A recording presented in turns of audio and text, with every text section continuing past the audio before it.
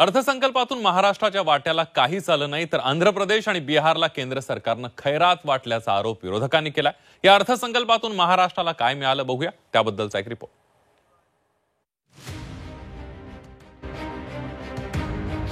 बजेटमधून महाराष्ट्राला काय मिळालं? आंध्र प्रदेश आणि बिहारवर खैरात। महाराष्ट्राच्या तोंडाला पुसली पानं, विरोधकांची बजेटवर सडकून टीका। केंद्रीय अर्थमंत्री निर्मला सीतारामन यांनी 2024-25 चा अर्थसंकल्प मंगळवारी सादर केला। या अर्थसंकल्पाकडे देशातील सर्व घटकांचं लक्ष लागलं होतं, तर राज्याला काय मिळणार याची ही उत्सुकता लागली होती।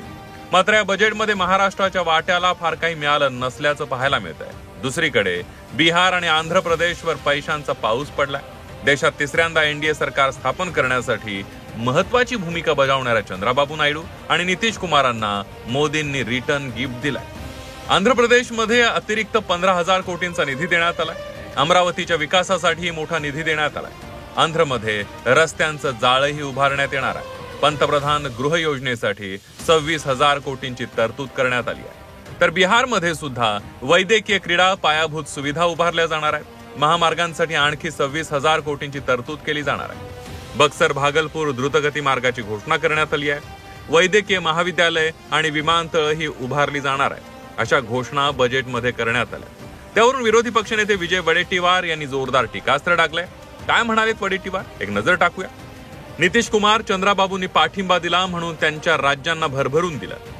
एकनाथ शिंदे यांनी भाजप सरकारला पाठिंबा देखील दिला, या बदल्यात महाराष्ट्राला काय मिळालं?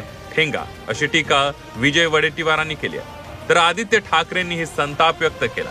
पूर्ण बजेट वाचत असताना एकदा तरी आपल्याला महाराष्ट्र हा शब्द ऐकू आला आहे का? सर्वात महत्त्वाची गोष्ट म्हणजे करदाता म्हणून आपण सर्वात जास्ती कर देत असतो। महाराष्ट्र म्हणून आपण जास्तीत जास्त कर आपल्या देशाला देतो, दिल्लीला देतो। आपल्याला काय मिळतं? ठीक आहे, बिहारला जे मिळालं पाहिजे ते मिळालंच पाहिजे, आंध्र प्रदेशला मिळालं पाहिजे ते मिळालंच पाहिजे, पण आम्ही काय चूक केली आहे की महाराष्ट्र म्हणून आमच्यावर एवढा भाजप राग ठेवून काम करतो?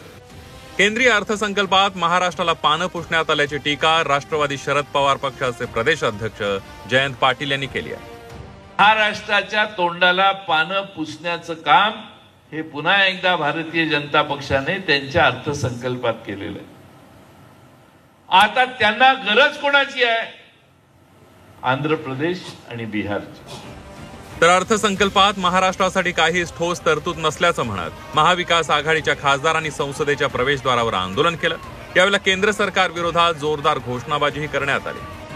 शेतकऱ्यांसाठी काही दिलेलं नाहीये, विशेष काही दिलेलं नाहीये ना, आपल्या महाराष्ट्रासाठी काही त्यांनी विशेष काही सांगितलं। महाराष्ट्राचं दुसरं करण्यात आलेली नाही, फक्त बिहारसाठी त्यांनी घोषित केलेलं आहे।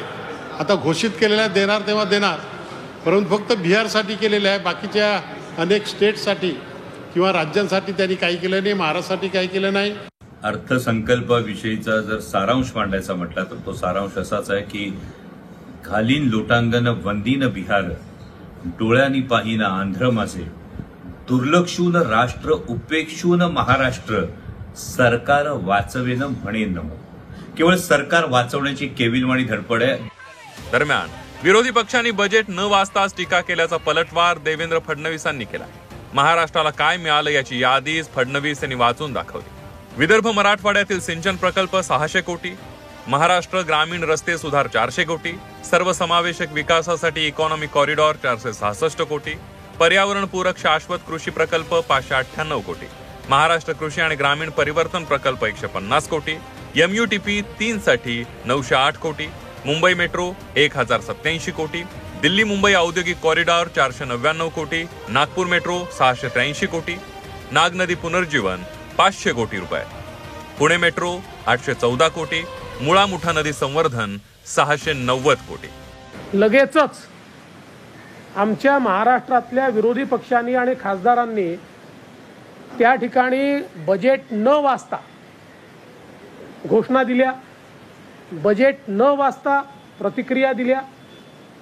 मला असं वाटतं जनता तुम्हाला जेव्हा निवडून देते एवढीच अपेक्षा असते की काय तरतुदी आहेत त्या वाचल्या पाहिजेत। महाराष्ट्र हे सगळ्यात जास्त कर देणारं राज्य आहे, त्यामुळे राज्याला मिळणारा वाटाही त्या तुलनेत असायला हवा अशी अपेक्षा बाळगणं चुकीचं नाहीये. मात्र केंद्रीय बजेटमध्ये राज्यासाठी ठोस असं काहीच मिळालं नाही, त्यामुळे राज्यात काहीसा नाराजीचा सूर पाहायला मिळतोय. ब्युरो रिपोर्ट, झी 24 तास.